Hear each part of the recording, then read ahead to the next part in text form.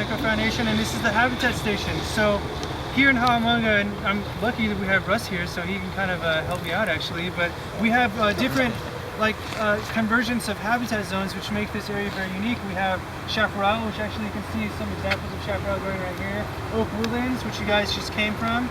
We have the alluvial scrub, is it called the alluvial fan or something? So we have that. We have riparian habitat, and they all kind of converge here in Hahamongna. And so what I am going to kind of discuss with you guys today, and I hope that you'll add, what you know too, or ask questions or tell me some of your knowledge so we all learn stuff. I've already learned stuff already from people just taking walks and stuff.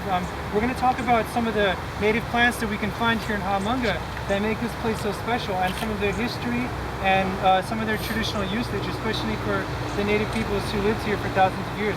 Because I don't know if you know, but this was the village, this was the site of the village Hahamongna, and there's actually accounts from the Portola expedition back in the 1770s. I have a little picture there that up near Millard Canyon they met up there, and there's accounts of the expedition coming across the village up here. And so we're going to kind of talk about the history of these plants, and you can be sure that the plants that we're going to talk about here today have been used in this very area for thousands of years. And so in the oak woodland kind of areas, obviously there's coast live oak, it's going like right here. These grow everywhere, and the primary thing that the native peoples would get from the oaks were of course acorns. This was one of the staple foods. Now what they would do is they would collect these acorns, and they had acorn granaries they would build, and you would they would grind them up, with like the mortar and pestle, and you would have to leach the flowers of their tannins, right, because it was bitter and stuff.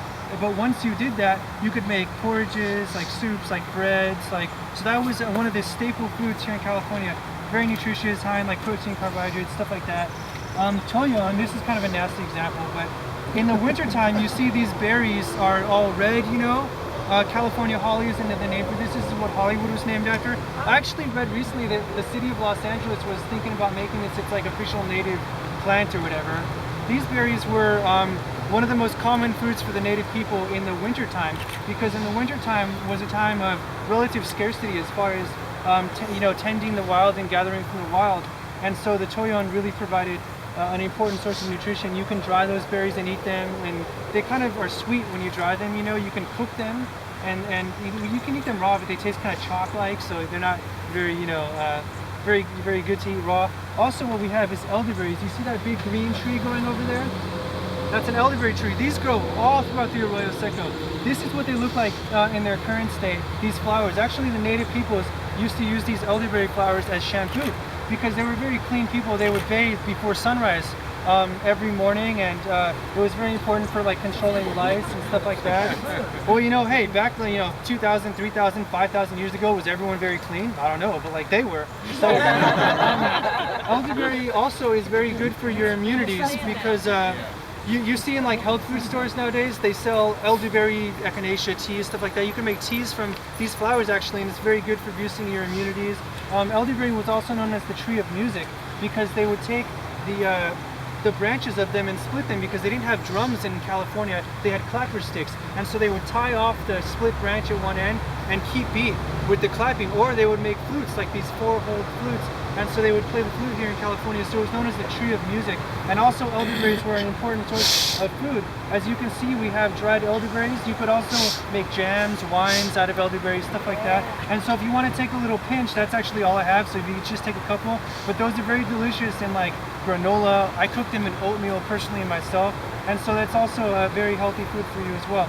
Now what we have in the chaparral, I have a little area for that. We have California coastal sagebrush. I always think it's important to see things where they grow. It's also known as Artemisia californica, so it's not an actual sage, but it's growing right here. Now California coastal sagebrush was used for many things. It was used in the girls' initiation rite, like in native California. Like when women would get like menstrual cramps and stuff, this tea was had once a month, and it would help to relieve that. It's also very good for relieving pain topically, like arthritis pain, or even broken bones and stuff. Like right here, it may just look like tequila, right? Actually, tequila comes from agave, which is another one of our native plants, so that's why I would prefer to use it. But this is a recipe from Chumash medicine. What you do is you take the Artemisia, the coastal sagebrush, you take about a handful of it and you ferment it in the tequila or rubbing alcohol for about 6 weeks, like a month and a half, and then you would strain it and it extracts the medicines. I don't know which chemicals, but it extracts the medicine from the sagebush, and that can be used as a tincture like this. I strained it out, and this is the finished product. You could apply that to like a cotton swab, and like for instance, I used to suffer from iliotibial band syndrome. I'm a long distance runner, so the sides of my knee, my knees would hurt. I would just take that cotton ball and put it there, and I mean, I can run as far as I want. Like, it's fine, I heard it's very good for arthritis, and like I said, even broken bones. And so that's very good. Right here, what I have is California buckwheat. This was primarily a food plant, and actually, it's growing right here. So, what they would do is, when this would turn a nice, like, rust color, this one kind of looks, I don't know, not as good as you would want, but when it's rust colored, that's flour. That's flour right there. You can use that just as any flour and make pancakes, breads, biscuits. Maybe add a little agave nectar, right? And it's another native plant, and it's it just would be perfect. Buckwheat was also used for relieving constipation and stuff like that, so it has also various medicinal uses as well. Now, white sage, which also you have some white sage growing in here and up there and stuff. White sage was the most important plant for native Californians as far as medicine and spirituality and stuff was, or at least one of the most important ones. Because white sage was used as the base of all of the native medicines. Any medicine that you took, this is thought to enhance that medicine. It is thought to protect against the toxicities of other medicines, like if you're taking something right now or something. And traditionally, just one leaf, it doesn't matter the size, a leaf of a white sage was put in up to a gallon of cool water every day, like in a gourd such as that, and just let it sit there until the sage flavor would kind of be in the water. And that was taken, you would drink that water throughout the day as a daily drink, and it boosts your immunities. You won't get sick as often. It's thought to make you calm and rational and kind of just centered and stuff. If you guys want to smell the white sage, because I'm sure, and if you smell the coastal sagebrush, you'll know these smells from California.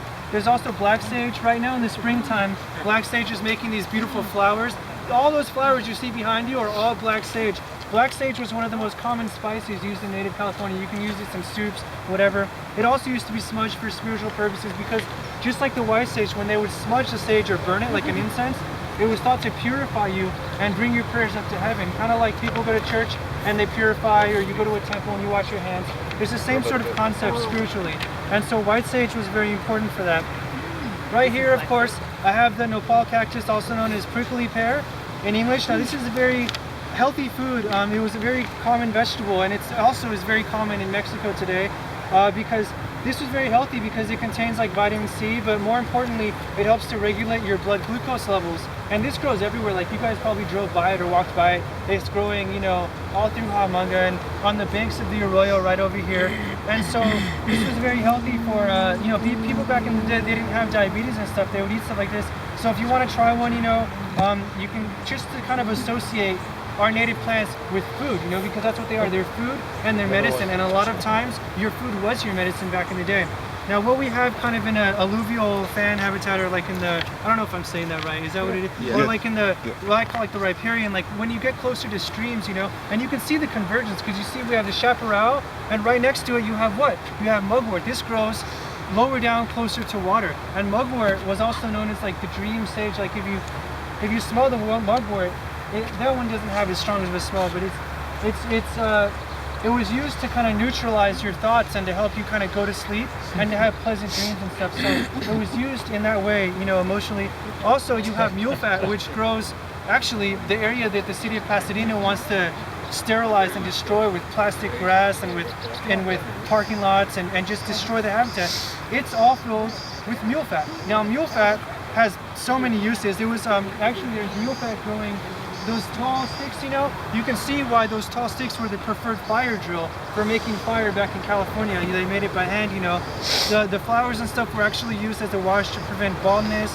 Mule fat, it was. Actually, it's not the only plant. I guess it worked. I don't know. They used it.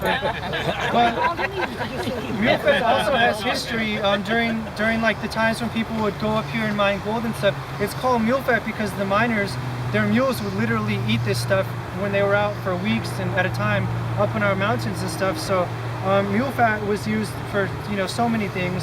And also you have growing, also it's at risk here in Hahamongna is the Arroyo willow. All of these trees are Arroyo willow. Now there's a component in willow called salicylic acid. Is that correct? So that's what it is. That is what we derived aspirin from. So willow was a very important pain reliever. Also, willows were used for making like the domed houses which people lived in, because like I said, Hahamongna was one of the largest villages in the Arroyo Seco, and the frame for this was made of willow because, like the native people said about women, willow was strong but flexible. And so many uses for willow. And also what I have here as far as native foods, chia. I didn't want to collect chia. There's a lot growing actually a little further north in the Arroyo, but chia was used commonly by the runners who were messengers, and they would run 30 to 40 miles usually in a day between villages. And chia is what they call a superfood. It's kind of now is common again, but this can be harvested.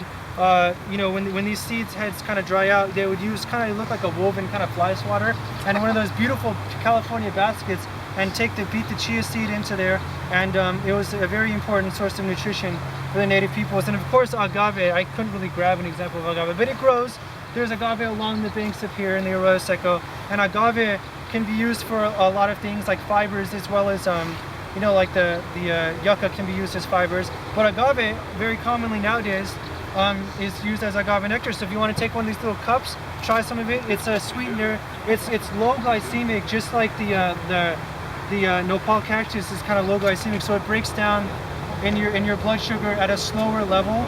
And so you can kind of associate agave. Also, agave, we get tequila. So some of you may be happy. I don't know, but so our native plants are obviously a very important part of our heritage, and we should try and protect them and preserve them, and obviously just appreciate them here in Hahamongna. So if you guys have anything that you'd like to ask questions about or add, or I mean, there's lots of plants here. Did you talk about this one? That's from the nopal cactus. Yeah, so you can go ahead.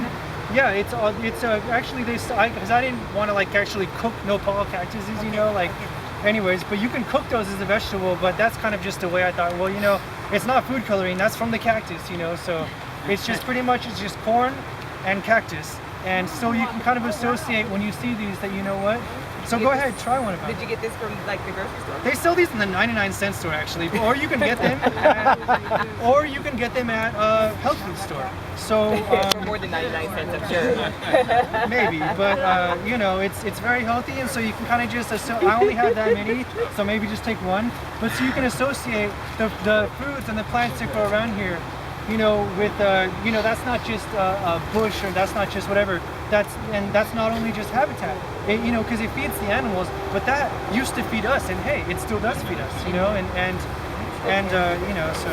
The trick is, how do you cut that open? Well, and it's very common in Mexican cooking. But what you would do is you would take a knife and take off the spines, and then you would take the skin off, like you do with carrots or whatever. If I leave the skin on. You take the skin off, and then you would cut it lengthwise or however you want to cut it, and you boil them. And because it's kind of slimy on the inside, and once you boil them, you can proceed to saute them with onions and tomatoes and stuff. Is a very delicious way. Or you can eat them with, in Mexico they eat them with eggs in the morning, scrambled eggs and nopal in the egg. You can find places, I'm sure, in Los Angeles where, of course, you put them in quesadillas, or you can, and it's very healthy for you. So in Mexico it's actually considered kind of like a cure-all. So it's very healthy. So when you see these plants, not only do they provide for the animals, but they also provided for us, and obviously, in a way they still can, and it's part of our heritage, So I would encourage everyone to plant them in your yards, seriously, there's the native plant nursery. If you want to learn more, this book is excellent because Cecilia, I took a couple classes with these folks. Cecilia is a native healer. She's Chumash heritage, and James Adams is a professor of pharmacology at USC. And so this book covers everything as far as the spiritual uses, the traditional uses, medicine, food, and all of the chemical stuff that I can't tell you. They probably, obviously, Russ, he can more tell you about these things, so you guys are lucky to have him with you. But it tells you why it works on the medicinal kind of chemical level. He can tell you what it is from the Artemisia really that relieves your pain, that kind of stuff. This is the book that I got recently that I love. It's all about pretty much the old ways, in California. It's an excellent book, so I'd recommend these as well if you want to learn more. Also, I should have actually put these out. The Arroyo Seco Foundation, we lead hikes. I lead hikes actually, and we do trash cleanups, other events to enhance the Arroyo.